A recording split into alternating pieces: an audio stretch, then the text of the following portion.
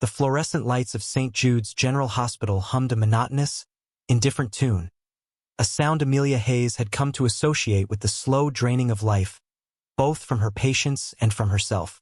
It was 3 a.m, the hour of the wolf, when the body's will to live was at its lowest ebb and the hospital corridors echoed with a particular kind of loneliness. Amelia, her blue scrubs rumpled and stained with a faint splash of coffee from hours ago, felt that loneliness deep in her bones. She was a ghost in her own life, gliding through halls, answering beeps and buzzes, offering comfort that felt as thin as the hospital's worn blankets. Her shoulders ached with a fatigue that had little to do with physical labor and everything to do with the weight of being perpetually overlooked. She was competent, diligent, but quiet. In the loud, ego-driven world of medicine, quiet was mistaken for unremarkable.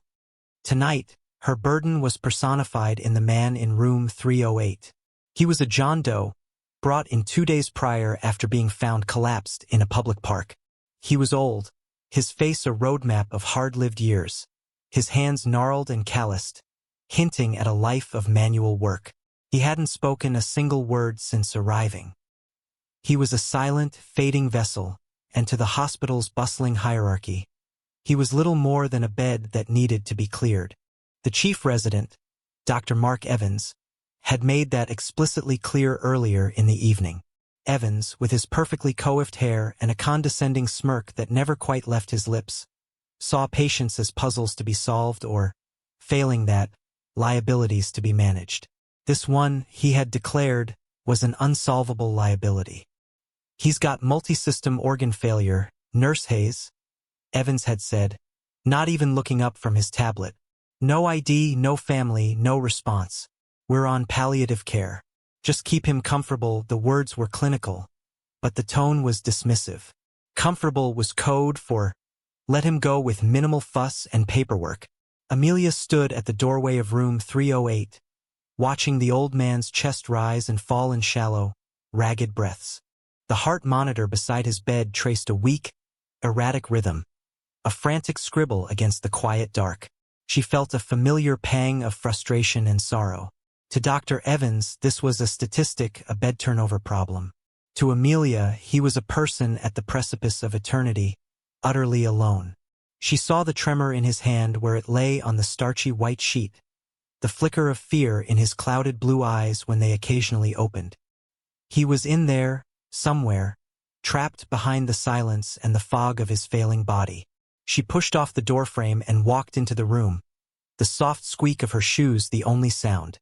She checked his vitals, adjusted his thin pillow, and gently wiped his brow with a cool, damp cloth. He didn't react, but she did it anyway.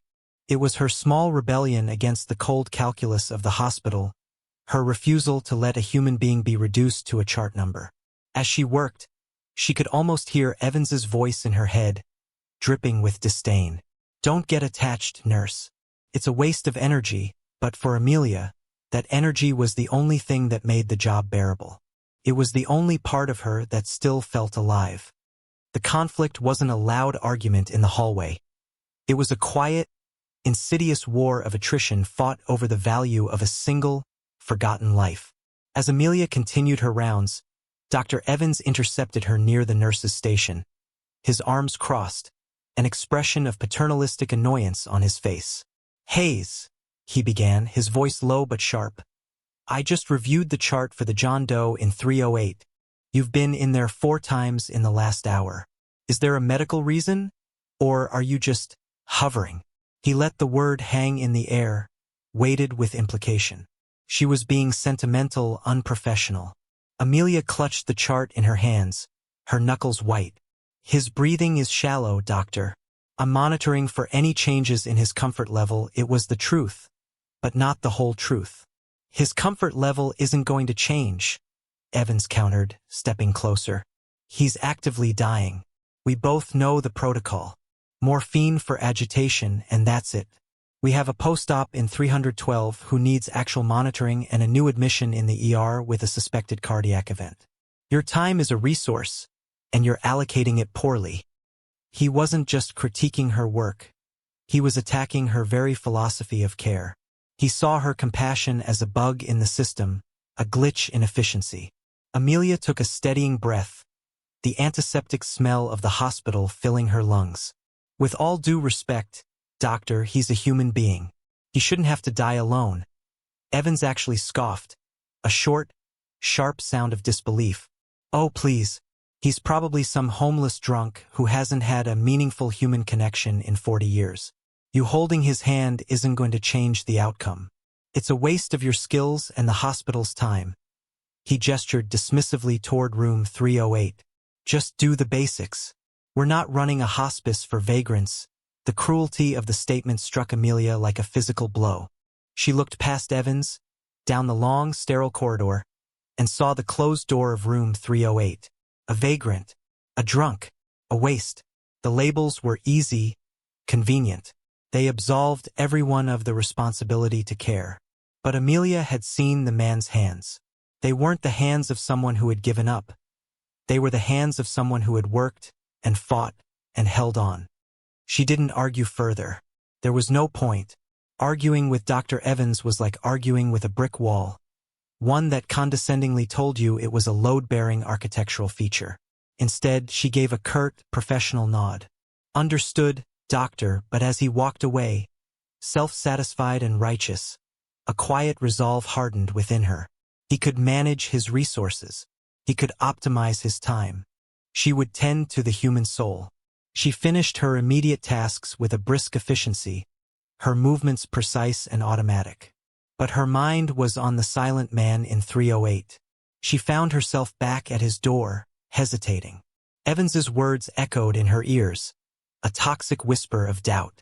Was she being foolish? Was this just her own unresolved grief playing out on a professional stage? For a moment, she considered walking away, adhering to the cold logic of the system. But then she heard it, a faint, guttural sound from within the room, a noise of pure, animal fear. In that moment, the war was over.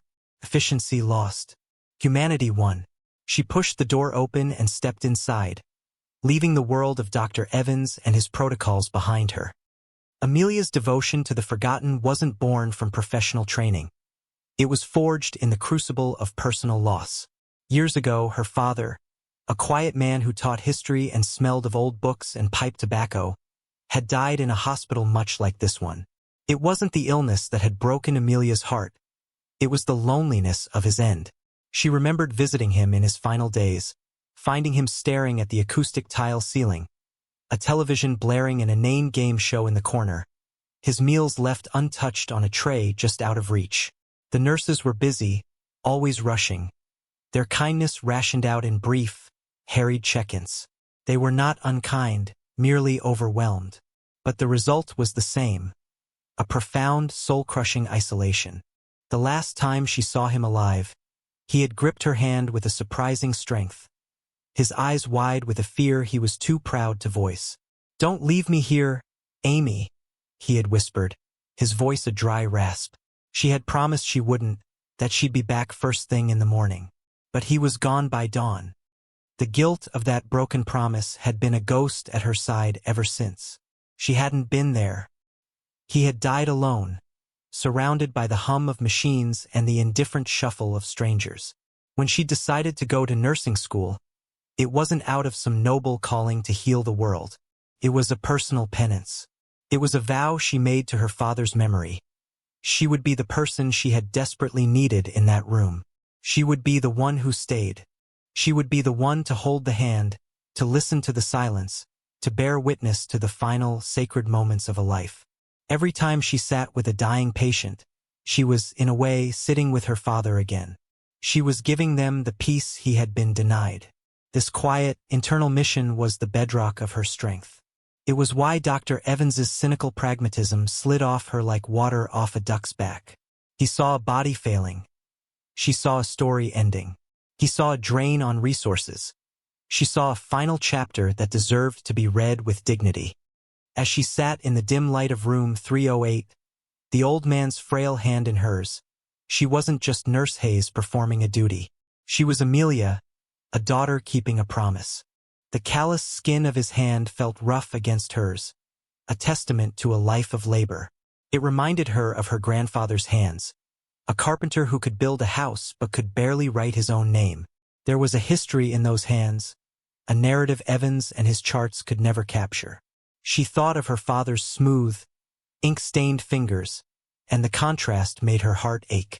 Two different men, two different lives, arriving at the same final, vulnerable place. She gently squeezed the old man's hand, a silent communication. "I'm here," it said. "You are not alone." This was her purpose. It wasn't about changing outcomes or cheating death. It was about facing it with grace and offering the simple, profound gift of human presence. It was a quiet act of defiance against a world that too often turned its back on the weak, the old, and the silent. And in the hushed sanctity of that room, it was the most important work in the world. The night deepened, pressing against the hospital windows like a physical weight.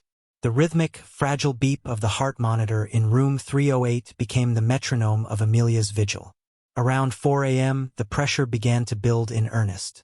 The man's breathing grew more labored, each inhale a shallow, desperate gasp, followed by a long, unnerving pause. An alarm on his four-pump blared suddenly, a piercing shriek that cut through the quiet room. Amelia moved quickly, silencing it and checking the line, her hands steady despite the surge of adrenaline. A simple occlusion, easily fixed, but it was a stark reminder of how tenuous his connection to life had become. The machinery keeping him tethered was as fragile as his own body. A new alarm began to sound, this one from the cardiac monitor. His heart rate, already erratic, was now dropping precipitously. The green line on the screen, once a series of jagged peaks, was flattening into a gentle, rolling wave. Amelia's training kicked in. She checked his pulse, her fingers pressing against the thin, papery skin of his neck. It was thready, weak. She considered calling a code, the hospital's emergency response. But she hesitated. He had a do not resuscitate order, signed by Dr. Evans on the grounds of medical futility. Calling a code would only bring a frantic, chaotic intrusion into what was supposed to be a peaceful passing. It would be a violation. It would be for the benefit of the hospital staff's sense of action, not for the patient's dignity. She made a choice. No code, just her. The pressure was immense. She was now the sole custodian of his final moments, operating in a gray area between protocol and compassion. Other nurses passed the doorway, their faces briefly illuminated by the hall lights, but they saw her sitting with him and moved on, assuming everything was under control. They had their own patients, their own crises. The community of the night shift, usually a source of solidarity, was distant. She was on an island, she and the dying man, adrift in a sea of sterile linoleum. He began to stir, a low moan escaping his lips. His eyes, which had been closed, fluttered open. They were filled with a raw, primal terror. He was conscious enough to be afraid. His hand, the one she wasn't holding, twitched on the blanket, reaching for something that wasn't there. This was the moment Evans had prescribed morphine for, dulling the senses, smoothing the transition, erasing the fear. But Amelia saw it differently. To drug him into oblivion now felt like a final act of erasure. Instead, she leaned closer, her voice soft but firm. "It's okay," she whispered, her words a stark contrast to the blaring alarms she had just silenced. "My name is Amelia. I'm right here with you. You're not alone." The pressure in her own chest was crushing. She was witnessing the final, terrifying moments of a man's life, and she was doing it without the armor of emergency procedures or the buffer of sedatives. It was just her humanity against his mortality. The air grew thick, heavy. The sound of his breathing became a faint, wet rattle. The heart monitor's line continued to smooth out. The hospital, the world, seemed to fade away, leaving only the small, sacred space around his bed. This was the crucible. This was the test of her vow. It would have been so easy to page Dr. Evans, to defer to his authority, to let the system take over. But that would have been a betrayal, not just of the man in the bed, but of her father, and of the core principle that had rebuilt her life. She held his hand tighter, a solid anchor in the terrifying storm of his passing. The pressure wasn't just about a life ending. It was about ensuring it ended with meaning. In the face of fear, Amelia's action was not medical, but profoundly human. She let go of his hand for a moment and gently brushed the thin, white hair back from his forehead. His skin was cool and clammy. The terror in his eyes had not subsided. He was fighting, pulling against an invisible tide. She knew then that morphine wasn't the answer. He didn't need to be silenced. He needed to be soothed. Protocol was a blunt instrument for a moment that required the most delicate touch. She pulled the visitor's chair closer, so close their knees were almost touching, and took his gnarled hand back into both of hers. She leaned in, making sure he could see her face clearly.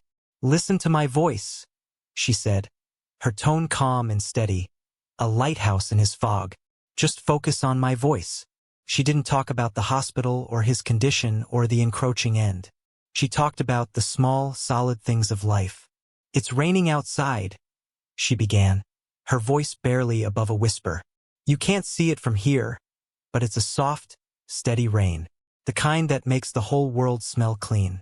My father used to love this kind of rain. He'd sit on the porch and say it was the earth taking a long, slow drink." She talked about her childhood home, about a clumsy golden retriever who used to steal socks, about the smell of baking bread on a Saturday morning. She wasn't telling him stories to distract him, but to remind him, to remind the part of him still listening that he was part of a world of small beauties, of simple graces, of life that continued even as his was ending. His ragged breathing began to even out slightly. The frantic edge was softening. The fear in his eyes was slowly being replaced by a distant focus, as if he were listening to a far-off melody. Her shift had officially ended an hour ago. Her replacement had already clocked in. But Amelia didn't move. She couldn't. To leave now would be to abandon him on the very last step of his journey. On a whim, she remembered a book of poetry, Walt Whitman, that an old patient had left behind, tucked away in the nurse's lounge. She asked a passing orderly, a young man named Leo, to fetch it for her. He returned a moment later, handing her the worn, dog-eared paperback with a curious but respectful glance. She found a page at random and began to read. Her voice, soft and clear, filled the room, weaving Whitman's expansive, life-affirming words around the sterile beeps of the machinery. She read of the open road, of the song of the self, of the kinship of all living things. "All goes onward and outward, nothing collapses," she read, her own voice thick with emotion. "And to die is different from what anyone supposed and luckier." As she read, a profound change occurred. The old man's hand, which had been trembling, grew still in hers. His breathing, once a desperate battle, eased into a final, quiet sigh. The jagged line on the monitor, which had been his heartbeat, his life's frantic signature, smoothed into a single, serene, unwavering line. It was over. He was gone. A long, flat tone emanated from the machine, the clinical announcement of finality. Amelia didn't stop reading. She finished the poem, her voice the only sound in the room besides the machine's mournful note.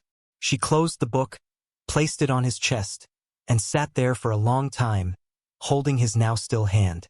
She had not saved his life, but she had stood guard over his death, ensuring it was not a moment of terror and isolation, but one of peace and dignity. She had stayed. She had kept her promise. The story of Nurse Hayes's vigil began as a whisper in the pre-dawn quiet of the hospital. Leo, the young orderly who had fetched the book of poetry, had stood in the doorway for a moment before leaving, unseen by Amelia. He had seen her holding the old man's hand, had heard her voice, soft and rhythmic, reading aloud as the heart monitor flatlined. He hadn't seen a nurse performing a task. He had seen an act of profound grace. It moved him. Later, in the staff break room, as the night shift handed over to the day shift over styrofoam cups of coffee, the usual gossip and complaints were circulating. Someone was complaining about Dr. Evans's arrogance. Someone else was talking about the chaotic admission from the ER. Then Leo spoke up, his voice quiet but clear. "You know that John Doe in 308? He said. "He passed away this morning." A few nurses nodded, a flicker of sympathy in their tired eyes.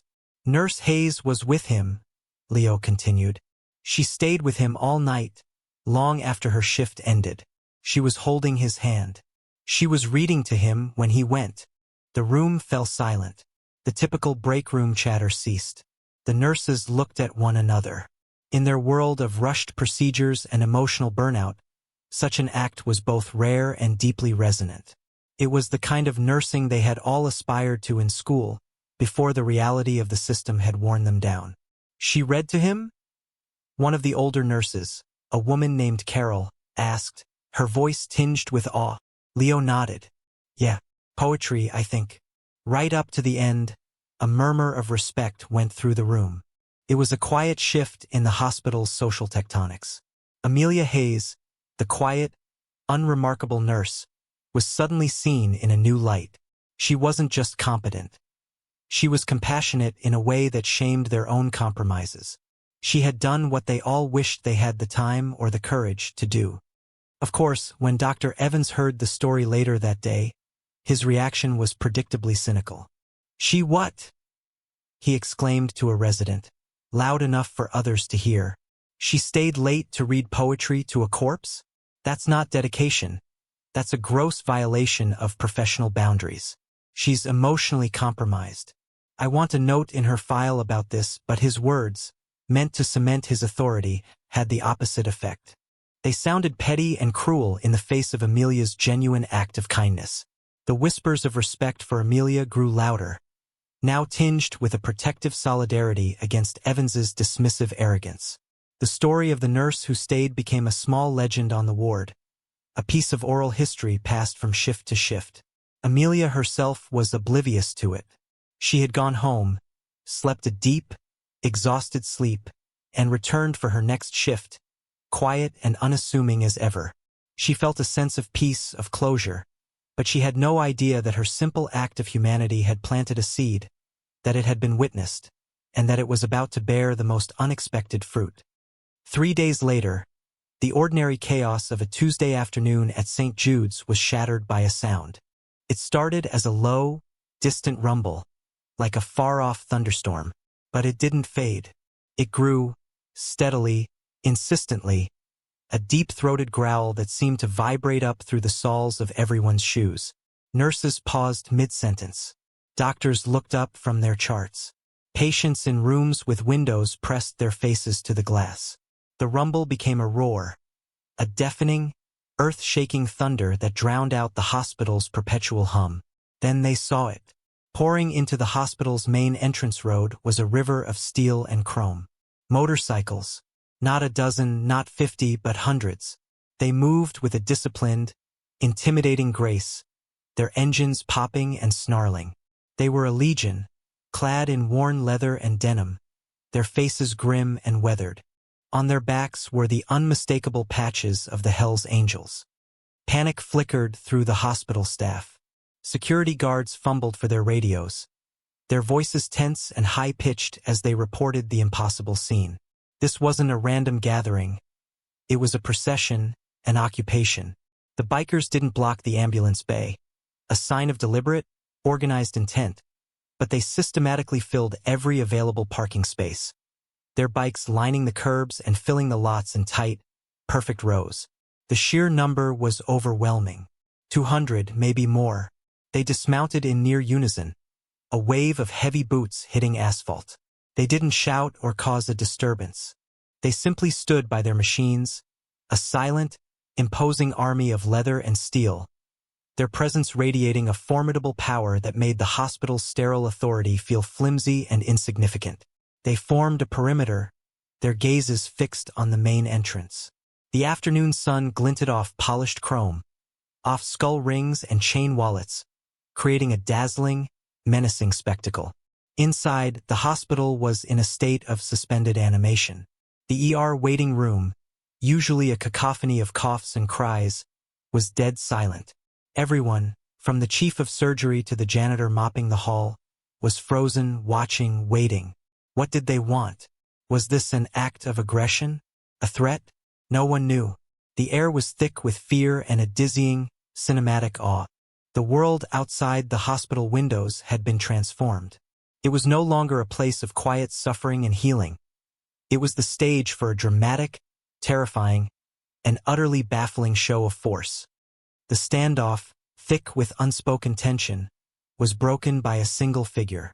A man detached himself from the front rank of bikers and began walking toward the hospital's glass sliding doors. He was tall and broad-shouldered, with a long, graying beard braided into two sections. His leather cut was adorned with a dizzying array of patches, but the one that stood out was the president patch over his heart. He moved with the unhurried confidence of a man who had never had to rush in his life. As he approached, two security guards moved to intercept him, their hands hovering nervously near their sidearms. The man didn't even break stride. He looked past them as if they were statues. "I'm here to speak to one of your nurses," he said, his voice a low, gravelly rumble that carried easily over the nervous silence. The one who was with Silas when he passed. The name meant nothing to the guards. At that moment, Dr. Evans, ever the opportunist, saw his chance to take control. He strode forward, his white coat immaculate, his expression a mask of officious concern. "I'm Dr. Evans, the chief resident," he announced. "Perhaps I can help you. Who is this Silas you're referring to?"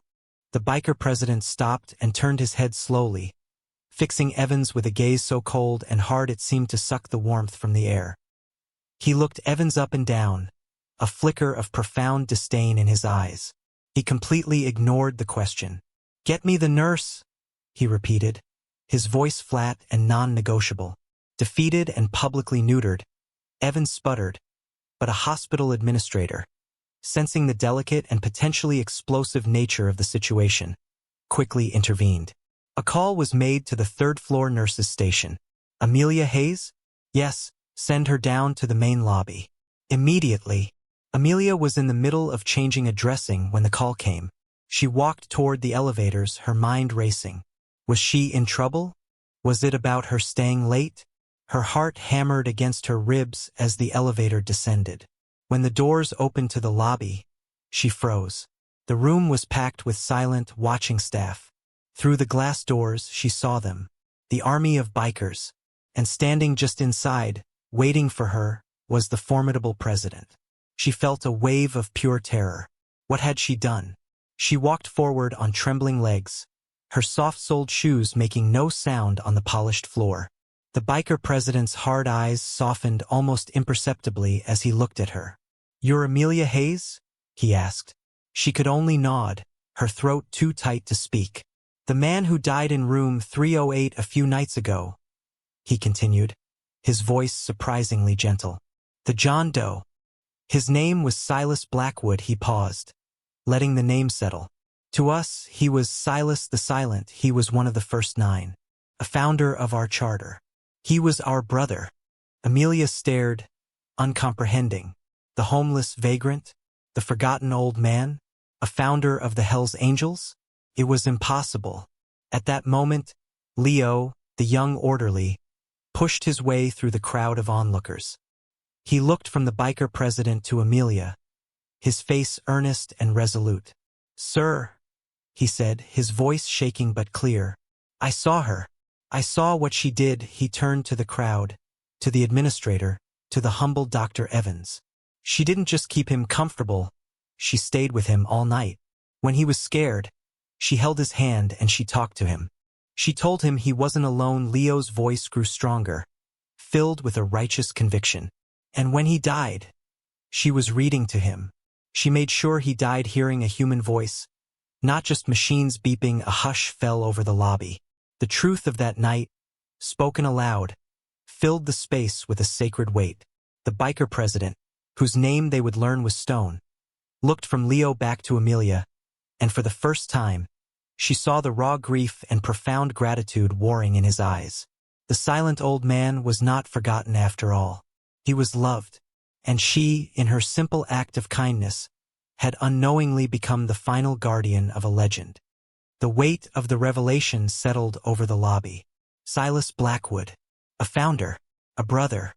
The anonymous old man had a history, a legacy, a family that had now come to claim his memory. Dr. Evans stood frozen, his face a pale mask of disbelief and dawning horror. His dismissive words, "homeless drunk," "vagrant," echoed in the silent room, a damning indictment of his own prejudice. He had not seen a man, only a problem. Stone, the biker president, never took his eyes off Amelia. The hardness in his expression had melted away, replaced by a deep, aching vulnerability that was far more intimidating than his anger had been. He saw not a nurse, but the last person on earth to show kindness to his brother. He took a slow, deliberate step toward her. Instinctively, Amelia flinched, but he stopped, holding up a hand tattooed with the words loyalty and honor across the knuckles. "Our brother Silas, he was a quiet man," Stone said, his voice a low rumble that resonated in the cavernous lobby. "He walked away from the world years ago, wanted to live simple, said people talked too much, didn't listen enough. We respected his choice. We check on him from a distance, make sure he was okay. But we lost track of him the last few weeks." His voice cracked, a fissure in his granite demeanor. "We were afraid he'd died alone, in a ditch, forgotten." He looked directly into Amelia's eyes, and she saw the immense relief washing over him. "You made sure that didn't happen. You gave him what we couldn't. You gave him peace." He reached up to the worn leather cut he wore like a second skin. With careful, reverent fingers, he began to work at the stitching of a small, circular patch on his chest. It was a memorial patch, black with white lettering. In memory of Silas B. It was his personal tribute to his fallen friend. After a moment, the threads gave way, and he held the patch in his palm. He stepped forward and gently took Amelia's hand, turning it palm up. He placed the patch in the center of her palm, his rough, calloused fingers brushing against hers. "The Hell's Angels don't forget," he said, his voice thick with emotion. "Kindness to one of us is kindness to all of us. You're not a stranger to us, Nurse Hayes. Your family now." He closed her fingers over the patch. "If you ever need anything, anything at all, you let us know." It was not a suggestion. It was a sworn oath. Behind him, outside the glass doors, a ripple went through the assembled bikers. As if on a silent command, they all turned to face the hospital. In a single, coordinated movement, 200 men raised their right hands and placed them over their hearts. It was a silent, powerful salute. Then Stone turned and walked back toward the doors. As he stepped outside, he raised his own hand. In response, a deafening, thunderous roar erupted as 200 motorcycle engines fired to life at once. The sound was not chaotic. It was a unified, concussive blast of respect, a funerary salute of roaring pipes and raw horsepower that shook the very foundations of the hospital. Patients and staff alike watched, stunned into silence, their faces pressed against the windows. The community of the hospital, from the highest-ranking surgeon to the newest volunteer, was witnessing a profound act of recognition. Amelia Hayes, the quiet nurse, was being honored by an army. Dr. Evans could only stare, his world reordered, his arrogance shattered. Respect, he was learning, was not demanded by a title. It was earned in the quiet, lonely hours of the night, with an act of simple, selfless love. The roar of the engines faded as quickly as it had begun, leaving a ringing silence in its wake. The bikers, with the same disciplined precision they had shown upon arrival, began to depart. They filed out of the parking lot in a long, serpentine column of chrome and leather, a river of loyalty flowing back out into the world. They didn't look back. Their message had been delivered. The lobby remained still for a long moment, the occupants processing the sheer, surreal power of what they had just witnessed. All eyes were on Amelia. She stood alone in the center of the floor, her hand still closed tightly around the patch. She wasn't triumphant or proud. She looked small, overwhelmed, and profoundly humbled. The hospital administrator, a woman named Mrs. Gable, was the first to move. She walked over to Amelia, her expression a mixture of awe and deep respect. "Nurse Hayes," she said softly. We had no idea." She glanced at the still pale Dr. Evans. "It seems we have a great deal to learn about what real patient care looks like." Amelia finally opened her hand and looked down at the patch. It was simple, stark, and heavy with meaning. In memory of Silas B., it was a piece of their world, a symbol of their brotherhood, and they had given it to her. She looked up, her gaze sweeping over her colleagues. Their faces had changed. The polite indifference was gone, replaced by a raw, unvarnished admiration. Carol, the veteran nurse from the break room, came forward and placed a comforting hand on Amelia's shoulder. "You did a good thing, honey," she whispered. "A real good thing." Amelia felt a sob catch in her throat, a release of all the tension, the exhaustion, the loneliness. She had simply done what she thought was right, what her heart told her to do. She had never expected to be seen, let alone honored in such a grand, earth-shaking fashion. The final image of that afternoon was Amelia, standing in the lobby, surrounded by her now respectful colleagues, clutching the small, round patch as if it were the most precious thing in the world. She had walked into work that day feeling invisible.